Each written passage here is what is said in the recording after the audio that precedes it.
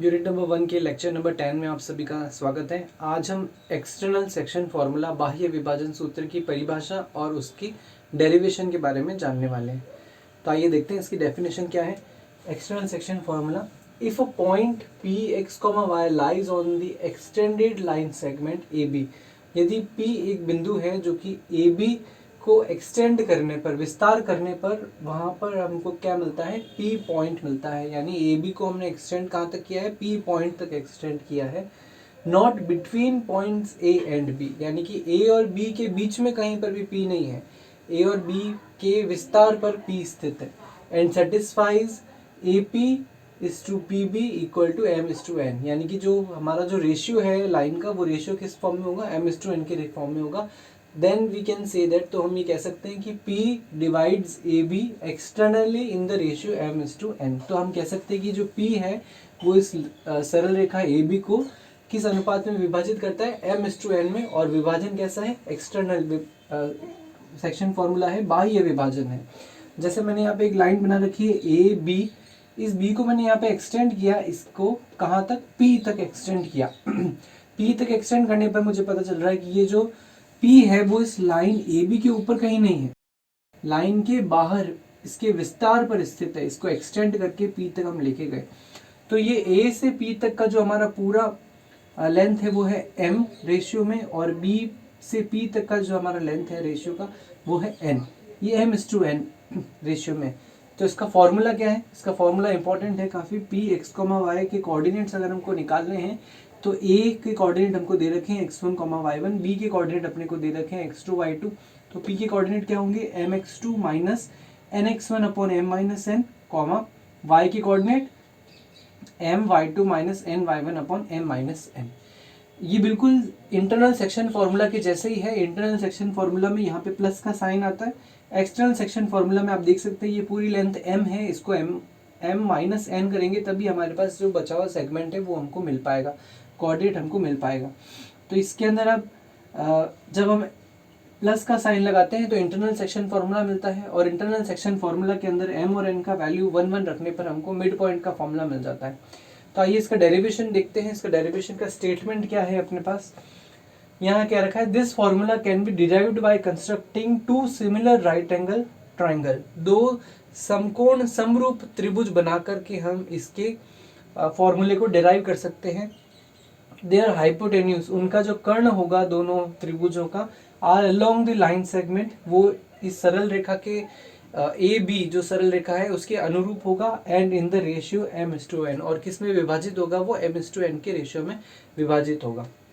तो आइए इसका डेरिवेशन देखते हैं और इस डायग्राम को समझते हैं। इस डायग्राम के अंदर ये ए बी जो है ये हमारा स्ट्रेट लाइन है, इसको बी को पॉइंट को एक्सटेंड किया है, स्ट्रेट लाइन को एक्सटेंड किया है हमने पी तक, पी एक्स कॉमा वाई तक। तो ये ए जो है वो x1 y1 है, यानी कि यहाँ पे जो x1 ये कौन सा पॉइंट होगा, x1 पॉइंट होगा। ये जो b है x2, तो इसे यहाँ एक्सटेंड किया है हमने b x2, ये b पॉइंट हो गया x2 तक। y1 है ये यहाँ पर, और यहाँ पर है y2। उसी तरीके से हमारे पास जो p पॉइंट है वो है x, y, तो यहाँ मैंने माना है इस पॉइंट को x और इस पॉइंट को माना है y। अब मुझे ये यहाँ पर राइट एंगल ट्राइंगल बनाने हैं दो, और वो होने भी क्या चाहिए, समरूप होने चाहिए, यानी कि एक दूसरे के सिमिलर ट्राइंगल्स होने चाहिए। यानी इनके जो रेशियो होंगे साइड्स के वो एक दूसरे के इक्वल होंगे जब हम सिमिलर ट्राइंगल्स कहते हैं तब। तो ये जो H पॉइंट है, इस H पॉइंट को कैसे निकालेंगे, इस H पॉइंट का x कोऑर्डिनेट होगा x, इस H पॉइंट का y कोऑर्डिनेट होगा y1। तो इसका पॉइंट आएगा अपने पास x, y1।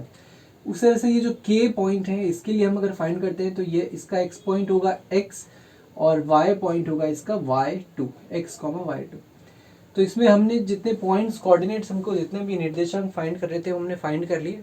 तो इसको आगे अपन कैसे सॉल्व कर रहे हैं, क्या क्या चीज़ें हमको चाहिए वो सब हम लिख लेते हैं। AH हमको चाहिएगा, तो ये हो जाएगा x माइनस x1, तो ये डिस्टेंस आ जाएगी x minus x1। y1 minus y1 आप करेंगे तो 0 हो जाएगा, y का कोऑर्डिनेट ये हमने पहले भी देखा है। इसी तरह से हम ये डिस्टेंस निकालना है बी के, तो ये अपना हो जाएगा x माइनस x2। जो कोऑर्डिनेट चेंज हो रहा है उसको माइनस करके हम इसको फाइंड आउट कर सकते हैं। उसी तरह से हमको चाहिए पी के, तो ये पी के कैसे निकालेंगे, देखिए एक्स एक्स तो सेम है, x माइनस एक्स 0 हो जाएगा, तो यहाँ आएगा y माइनस y2। उसी तरह से मुझे निकालना है पी एच, तो ये क्या कैसे निकालेंगे, y माइनस वाई वन, तो ये y माइनस वाई वन क्या आ जाएगा, ये पूरा पी एच आ जाएगा। ये सारी वैल्यूज निकाल लेने के बाद में हम इसका क्या करते हैं, डेरिवेशन। यहाँ मैंने लिखा है ट्राइंगल पी ए एच जो है, ये ट्राइंगल पी ए एच ये किसके सिमिलर है, पी बी के। ये दोनों ट्राइंगल आपस में एक दूसरे के क्या है, सिमिलर ट्राइंगल्स हैं, तो इनके जो साइड्स के रेशियो होंगे वो क्या होंगे, इक्वल होंगे। तो हमने लिखा A P upon B P, यानी इनके जो हाइपोटेन्यूज हैं, आपने यहाँ स्टेटमेंट में देखा होगा, there hypotenuse are along the line segment. हमारा लाइन सेगमेंट क्या है, ए बी, इसी के साथ हमने क्या बनाया है, हाइपोटेन्यूज बनाया है, कर्ण बनाया है इन दोनों त्रिभुजों के। तो A P upon B P हमको क्या देगा, ये ए पी पूरा ratio divided by B P. उसके बाद हमने लिखा ए एच अपॉन बी के, ए एच अपॉन बी के, इसके जो बेस होगा, आधार होगा त्रिभुज का, उसका रेशियो भी सेम होगा।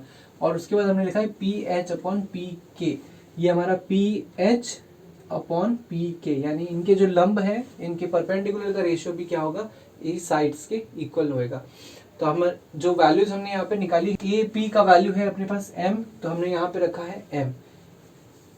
बी पी का वैल्यू है n, हमने रखा है यहाँ पर n। ए एच अभी हमने फाइंड आउट किया, A H x minus one divided by x minus two, यही हमने यहाँ पे लिखा है। उसी तरह से इनके perpendicular y minus y one divided by y minus y two, y minus y one divided by y minus y two. अब यहाँ पर हम क्या कर रहे हैं, इन रेशियोज को x कोऑर्डिनेट के लिए अलग सॉल्व कर रहे हैं और y कोऑर्डिनेट के लिए हम इसको अलग सॉल्व कर रहे हैं। तो m upon n x minus x one divide by x minus x two, हम इसको क्रॉस में मल्टीप्लाई करेंगे, जो जो सेम टर्म्स हैं उनको एक तरफ लाएंगे, जैसे ये x के दोनों सेम वेरिएबल इधर लाए हम, और बाकी सारी वेरिएबल्स को हमने उधर भेजा। यहाँ से हमको x कोऑर्डिनेट मिल जाएगा किस पॉइंट का, पी एक्स y जो पॉइंट है उसका। और बिल्कुल इसी तरीके से हम y कोऑर्डिनेट के लिए भी सॉल्व कर लेंगे। तो हमारे पास जो एक्सटर्नल सेक्शन फॉर्मूला आएगा वो फाइनल ये एक्सटर्नल सेक्शन फॉर्मूला। तो इस वीडियो में इतना ही। अगले वीडियो में हम इसके ऊपर आधारित कुछ प्रश्न हल करेंगे। अलग अलग टाइप्स के क्वेश्चन हैं, जैसे हमने इंटरनल सेक्शन फॉर्मूला में क्वेश्चन सॉल्व किए थे, वैसे ही इसके अंदर कुछ टाइप्स हैं, उसके क्वेश्चन हम सॉल्व करेंगे। Thank you.